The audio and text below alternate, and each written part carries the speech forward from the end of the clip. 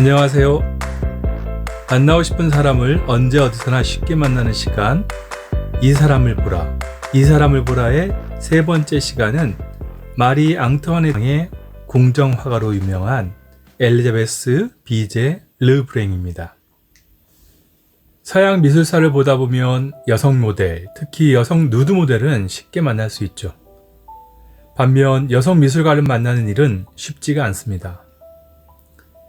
지금 현재 대학에서 사용하는 미술사 교과서들에서도 여성 미술가는 거의 다루지 않습니다. 왜일까요? 여성들이 천부적으로 예술적 재능이 없어서? 출산이나 육아, 가사에 몰두하느라 예술적 재능을 발휘할 시간이 없었던 것일까요? 아니면 승자의 기록인 역사가 기록하지 않아서? 프랑스 미술 아카데미의 경우에도 여성 회원을 찾아보기는 매우 어려웠습니다. 20세기 초까지 여성들은 누드 모델로 남성 화가 앞에서 옷을 벗을 수는 있었지만 누드 모델을 보며 그림을 그리는 일은 허용되지 않았습니다. 여성은 남성 화가의 뮤즈일 수는 있어도 주체적인 화가가 되기는 어려웠던 거죠. 18세기의 여성이 전문 화가가 되기는 거의 불가능에 가까웠습니다. 미술사에서 여성 화가들의 존재가 드러나지 않는 진짜 이유는 근대 초에 이르기까지 여성이 직면했던 사회 구조적 한계에 그 답이 있습니다. 남성 중심의 가부장적 사회에서 여성들은 화가가 될 교육을 받을 기회를 갖기도 어려웠어요. 그래서 몰래 그림 교육을 받기도 했죠. 특히 근대 이전 프랑스에서 화가는 매우 성스러운 직업으로 인식되었다고 합니다. 여성은 화가라는 전문 직업을 갖기도 어려웠고 전문 화가로서 성공할 기회를 갖기는 더욱더 어려웠던 것입니다. 즉 여성에게 화가가 될 재능이 선천적으로 결여된 것이 아니라 사회가 여성에게 위대한 화가가 될 기회를 허용하지 않았던 것입니다. 그러나 하늘 아래 예외 없는 법칙은 없는 법이죠. 어려운 제약 속에서도 끊임없이 예외는 등장했어요. 비록 소수지만, 극소수지만 여러 사회적 제약에도 불구하고 위대한 화가로서 명성을 날린 여성들이 있습니다. 엘리자베스 루이스 비제 르브랭, 이름이 좀 어렵죠. 18세기 중반 프랑스에서 태어나 마리 앙뚜아네트 왕비의 궁정 화가가 된 엘리자베스 루이스 비제 르브랭도 그 극소수의 예외 중 한 명입니다. 일찍이 왕비의 신임을 얻은 르브랭은 화가이자 친구로서 마리 앙뚜아네트 왕비의 수많은 아름다운 초상화를 그릴 수 있었습니다. 그런데 그녀가 여성 화가로서 이런 예외에 속할 수 있었던 것은 아버지와 남편이 존재했기 때문이기도 했습니다. 아니, 아버지와 남편의 허가가 있었기에 그녀는 화가가 될 수 있었던 것입니다. 18세기 여성의 지위는 자신이 아니라 남편과 아버지의 지위에 따라 결정되었습니다. 아직 여성은 독립적인 주체로 탄생하지 못했던 것이죠. 화가로서 성공한 후에 그녀에게는 무엇보다 든든한 여성 후원자가 있었습니다. 당시 막강한 권위를 누리던 절대 권력자 루이 16세의 왕비 마리 앙뚜아네트의 지지와 후원이 없었다면 그녀의 성공은 지속될 수 없었을 것입니다. 미술사를 살펴보다 보면 작가의 예술적 성공이 예술작품의 예술적 우월성뿐만 아니라 불순하게도 세속 권력의 부침에 좌우되기도 하는 사례를 종종 발견하게 됩니다. 엘리자베스의 경우도 바로 그런 사례 중에 하나입니다. 따라서 프랑스 혁명으로 앙투아네트가 단두대 이슬로 사라지자 궁정 화가였던 그녀의 운명도 위기에 처합니다. 그러나 위기는 또 하나의 기회라는 말이 그녀에게는 꼭 맞는 경우라 할 수 있어요. 프랑스 혁명으로 혁명 세력의 처형 대상자 명단에 오른 그녀는 오히려 해외에서 망명 생활을 시작하면서 국제적으로 유명해졌던 겁니다. 프랑스 절대 왕정의 궁정 화가였던 엘리자베스 비제 르브랭은 1755년 파리에서 태어났습니다. 그녀의 아버지 루이즈 비제는 화가였고 어머니 잔느 마이시는 미용사였습니다. 그 시대에도 벌써 미용사라는 직업이 있었다니 흥미롭네요. 성 누가 아카데미의 회원이자 교수였던 아버지도 파스텔 초상화를 주로 그렸습니다. 엘리자베스의 재능은 아버지로부터 물려받았나 봅니다.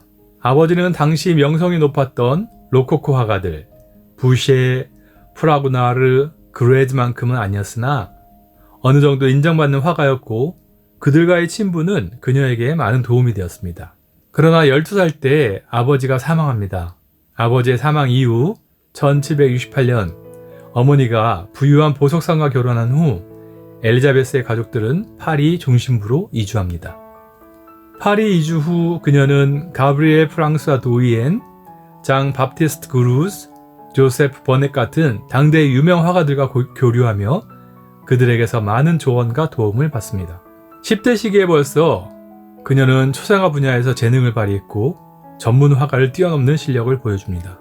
그러나 앞에서 말했듯이 18세기에는 여성이 정규 미술 교육을 받기란 거의 불가능했습니다. 그래서 그녀는 친구 로잘리와 함께 따로 수업을 받아야 했습니다. 당시에는 여성 화가가 남성 모델을 그리는 것도 허용되지 않았죠. 화가가 되려면 자격증을 취득해야 했는데 그녀는 자격증 없이 화실을 운영했다는 이유로 화실을 폐쇄당합니다. 이후 그녀는 아버지가 회원으로 속했던 성누가 아카데미에 입학 신청을 하고 아카데미에서는 마지못해 그녀의 작품을 살롱에 전시해줍니다. 남성 중심적인 시대 상황에서 여성 화가의 등장을 못마땅해 했던 화가들의 반대로 1774년이 되어서야 그녀는 성누가 아카데미의 회원이 될 수 있었습니다. 1776년 그녀는 화가이자 미술상이었던 장 바프티스트 피에르 르브룬과 결혼합니다. 그와 결혼함으로써 엘리자베스는 기존 화단의 여성 화가에 대한 거부감을 극복하며 활동할 수 있었지만 결혼 생활은 그리 순탄하지 않았습니다. 애초에 결혼 자체가 사기에 가까웠죠. 장 바프티스트는 엘리자베스가 화가로서 벌어들이는 수입에 눈독을 들이고 있었고 자신을 부유한 자산가로 속여 그녀의 어머니에게 접근해서 결혼 허가를 받아냈던 겁니다. 그러나 그는 바람둥이의 도벽까지 있었고 엘리자베스가 벌어들인 상당한 액수의 돈을 모두 자신의 재산으로 등록했습니다. 엘리자베스는 이미 20대에 초상화가로서 명성을 얻어 상당한 수입을 올리고 있었는데 결혼 전에는 계부가, 결혼 후에는 남편이 그 수입의 대부분을 가져갔던 것이죠. 1780년 2월 12일 엘리자베스는 딸 줄리를 낳았습니다. 장자크 루소의 예찬자였던 그녀는 자신의 딸을 루소의 가족관과 교육 철학에 따라 키우려 했습니다. 줄리라는 이름도 사실 루소의 대표작 누벨 엘로이즈에 나오는 주인공 이름이죠. 프랑스 혁명의 사상적 기반을 제공한 급진적 계몽주의 사상과 루소의 사상은 사실 보수적인 궁정이나 절대 왕정의 성향과는 어울리지 않는 것이죠. 그녀는 루소의 정치 철학보다는 루소의 교육과 가족에 대한 관점에 공감한 것 같습니다. 엘리자베스는 젊은 나이에 뛰어난 재능 덕분에 성공을 거두기도 했지만 뛰어난 미모 때문에 근거 없는 소문에 시달리기도 했죠. 그녀의 외모에 혹해서 그림을 의뢰하는 부자들도 많았고 그녀와 남자 모델과의 관계에 사람들은 더 많은 관심을 보였습니다. 여성 화가로서 아카데미에 가입할 수 없었던 엘리자베스는 1783년 앙투아네트 왕비의 도움으로 마침내 왕립회화 조각 아카데미 회원이 될 수 있었습니다. 이때 아델레이드 라빌 기아드라는 여성 화가 역시 그녀와 같은 날 함께 회원이 되었습니다. 당시 남성 회원들만 구성된 아카데미는 여성 화가가 회원으로 가입하는데 반대 목소리를 냈습니다. 반대 이유로는 엘리자베스의 남편이 순수하지 못하게도 미술상이라는 것도 있었습니다. 그러나 이 사정을 알게 된 마리 앙투아네트 왕비가 남편 루이 16세를 움직여 그녀의 회원 신청이 허용되고 그녀와 함께 다른 여성 화가의 회원가입도 성공해 프랑스 아카데미 역사상 최초로 같은 날 2명의 여성이 왕립 아카데미의 회원이 됩니다. 여러 귀족들과 부유층의 초상화를 그리며 명성을 얻은 엘리자베스는 1779년 베르사유 궁전에 초대되어 루이 16세의 왕비 마리 앙투아네트의 초상화를 그리게 됩니다. 공교롭게도 그녀와 앙투아네트는 같은 해에 태어났어요. 그래서 서로 말도 잘 통했던 듯 합니다. 1755년에 태어난 마리 앙투아네트와 동갑이던 그녀는 왕비의 초상화를 그리기 시작하면서 왕비의 신임을 얻었고 사적인 대화까지도 스스럼 없이 나눌 수 있는 사이가 되었습니다. 이후 궁정화가로서 명성을 얻으며 약 30점에 이르는 왕비의 초상화와 그의 가족을 화폭에 담았습니다. 특히 그녀가 그린 궁정 의복을 입고 장미를 든 마리 앙투아네트에 왕비는 매우 흡족해했습니다. 이 초상화는 사실 왕실 초상화의 전형을 보여줍니다. 주인공이 왕에서 왕비로 바뀐 것만 빼면 말이죠. 한 손에는 여왕의 상징인 장미를 들고 최대한 부풀린 궁정 예복을 화려하게 갖춰 입고 머리엔 가발을 썼습니다. 이런 왕비의 모습은 이아생트 리고가 그린 루이 14세 초상화와 다르지 않습니다. 절대 왕권의 최고 권력자인 태양왕 루이 14세는 그림 속에서 오른손에 왕호를 쥐고 부르봉 왕조의 상징인 백합이 수놓아진 화려한 망토를 입고 머리에는 가발을 쓴 채 정면을 응시하며 위엄있게 서 있습니다. 앙투아네트의 초상화에서도 오른쪽 테이블 위 백합이 그려진 쿠션 위에 왕비의 왕관이 놓여 있습니다. 이 초상화에서 마리 앙투아네트는 왕비답게 기품 있는 자세의 화려한 옷차림으로 등장합니다. 당시 앙투아네트의 젊음과 미모도 절정이었습니다. 왕비는 이 초상화가 자신을 너무 기쁘게 한다고 또 자신을 꼭 닮게 그릴 수 있는 화가를 만나게 돼서 무척 기쁘다고 말하기도 했답니다. 다소 과장되더라도 왕을 위풍당당하게 그리는 것이 최고 권력자인 왕을 그리는 적절한 방식이라면 왕비는 최대한 아름답게 그리는 것이 왕비를 그리는 최선의 방법이었을 것입니다. 그래서일까요?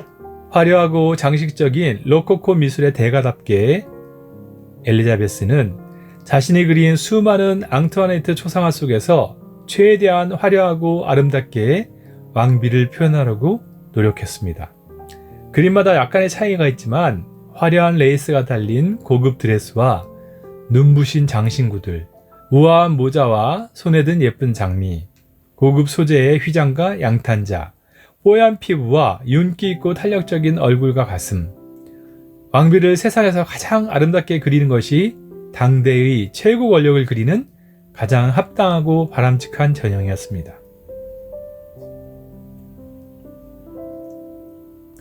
루이즈 비제 르브랭은 23세 때부터 왕실 화가가 되어 최대 권력자의 권위와 위엄을 가장 효과적이고 아름답게 표현해야 한다는 소임을 다했습니다. 무려 30여 점이 넘는 앙투아네트의 초상화를 그렸고 결국 왕비의 전폭적 지원 덕분으로 그녀는 1783년 당시 철저한 금녀의 영역이던 왕립미술 아카데미의 회원까지 될 수 있었던 것입니다. 권력자의 신임으로 얻은 명성이 높아질수록 그녀에 대한 시기와 질투도 쌓여갔고 근거 없는 비난과 모함도 늘었습니다. 1783년 그녀의 첫 살롱 출품작 슈미즐리 입은 마리 앙투아네트는 그런 비난의 소재가 되기에 충분했습니다. 이 작품에서 엘리자베스는 전형적인 왕가의 초상화 양식에서 벗어나려 시도합니다. 거추장스러운 왕실 예복을 벗고 평상복을 입은 왕비의 일상과 평범한 여성성을 진솔하게 보여주고 싶었던 것입니다. 그러나 이 평상복을 입은 왕비의 그림은 엄청난 논란을 불러일으킵니다. 앙투아네트 자신은 정작 이 그림에 매우 흡족해 있지만 절대 왕정의 불만이 쌓여가던 민중들에게 이 그림은 자신들의 불만을 표출할 좋은 타겟이 됩니다. 결국 이 그림은 앙투아네트의 왕비답지 못한 처신을 드러내는 일례로 비난을 샀습니다. 여기에 오스트리아 출신인 왕비에 대한 편견이 더해져 슈미즈 차림의 마리 앙투아네트에 등장하는 모슬린 드레스를 입은 왕비는 속옷을 입고 있는 오스트리아 촌년으로 폄하되었습니다. 프랑스 민중들의 눈에는 왕비의 예복이 아닌 흰 모슬린 원피스에 허리에 리본을 맨 앙투아네트의 모습은 부적절하다라고 여겨졌던 것 같습니다.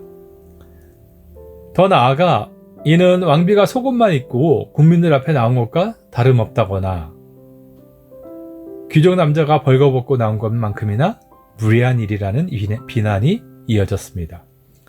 그런데 사실 모슬린 원피스는 당시 영국 상류 사회에서 유행했던 고급 복장이고 옷감도 매우 비싼 소재여서 단순한 디자인으로 애용되었던 스타일이었습니다. 이 슈미즈 차림의 앙투아네트가 논란거리가 된 것은 결국 왕비는 곧 의인화된 프랑스라는 당시 프랑스 국민들의 통념에 마리 앙투아네트가 부합하지 않았던 까닭이었습니다. 마리 앙투아네트는 여전히 오스트리아 합스부르크 왕가의 공주였고 아직 프랑스의 왕비로 인식되지 못했던 것입니다. 권력자의 모습은 어쩌면 자기 자신의 고유한 모습이 아니라 대중이 원하는 대로 보여야 하고 또 그렇게 그려져야 하는 것인지 모릅니다. 왕과 왕비의 신체는 자신만의 것이 아니기 때문입니다. 1789년 프랑스 혁명을 목전에 둔 상황에서 빈곤과 절대 왕정의 부패에 대한 민중들의 반감이 절정에 이르자 엘리자베스는 아이들과 함께 있는 왕비의 초상화를 그립니다. 이 초상화 속 왕비의 옷은 그다지 화려하지도 않고 아이들의 옷차림도 그렇습니다. 화려한 가발이나 드레스도 없고 손에 든 장미도 없습니다. 전형적인 성모상의 구도인 삼각 구도 속에 배치된 왕비는 아기를 품에 안은 다정한 엄마의 모습으로 등장합니다. 왕비의 모성애를 극대화하기 위해 얼마 전에 낳은 아기를 잃은 왕비의 아픔을 표현하며 빈 요람을 오른쪽에 그려 넣었습니다. 당시 프랑스 민중들에게 이런 왕비의 이미지가 필요했던 것입니다. 이렇게 당시 프랑스 민중들이 바라는 왕비의 모습은 베르사유 궁에 홀로 갇혀서 무도회와 사치로 국고를 상징하는 철부지 오스트리아 여인의 모습이 아니라 최소한 성실하게 아이들을 돌보는 모성애 가득한 인자한 어머니의 모습이었을지도 모릅니다. 일찍이 전례가 없는 여성 화가로서 엘리자베스는 화가로서의 능력과 재능뿐만 아니라 빼어난 미모와 성품을 지녔다고 합니다. 거기에 당대 최고 권력자의 신망을 얻어 출세 가도를 달렸던 그녀에게는 그녀를 부러워하는 만큼 시기하는 사람도 많았습니다. 때론 그녀의 그림을 대신 그려주는 사람이 있다는 가짜 뉴스도 퍼졌고 남성 모델들이나 화가들과 연문을 뿌리고 다닌다는 소문도 퍼졌습니다. 뛰어난 미모를 지닌 여성 화가로서 엘리자베스는 자신의 아름다운 모습을 즐겨 그리기도 했고 또 자신을 인자한 어머니의 모습으로 그린 많은 초상화를 남겼습니다. 프랑스 혁명으로 절대 왕정에 대한 민중의 불만이 폭발하자 그 절대 권력의 시해를 입어 성공을 거둔 르브랭에 대한 반감과 시기도 높아졌습니다. 결국 자신의 최고 모델이자 후원자였던 앙투아네트가 단두대에서 처형되고 자신의 목숨까지 위험해지자 그녀는 자신의 딸 줄리와 함께 해외로 망명하게 됩니다. 어린 시절 함께 그림을 공부했던 친구 로잘리도 단두대의 운명을 피할 수 없었습니다. 남편인 장 바티스트는 혁명파 화가였던 자크 루이 다비드와 친분이 있었기에 프랑스에 남아도 안전했지만 아내와 딸의 안전까지 책임질 수는 없었습니다. 남편은 그동안 엘리자베스가 벌어들인 재산과 부를 프랑스에 남아 독차지할 욕심이었던 것입니다. 혁명의 여파를 피해 해외로 망명을 떠나는 귀족들의 재산을 헐값에 사들이는 것도 남편의 새로운 사업 아이템이었습니다. 결국 엘리자베스는 단돈 20프랑을 손에 쥔 채 프랑스를 떠납니다.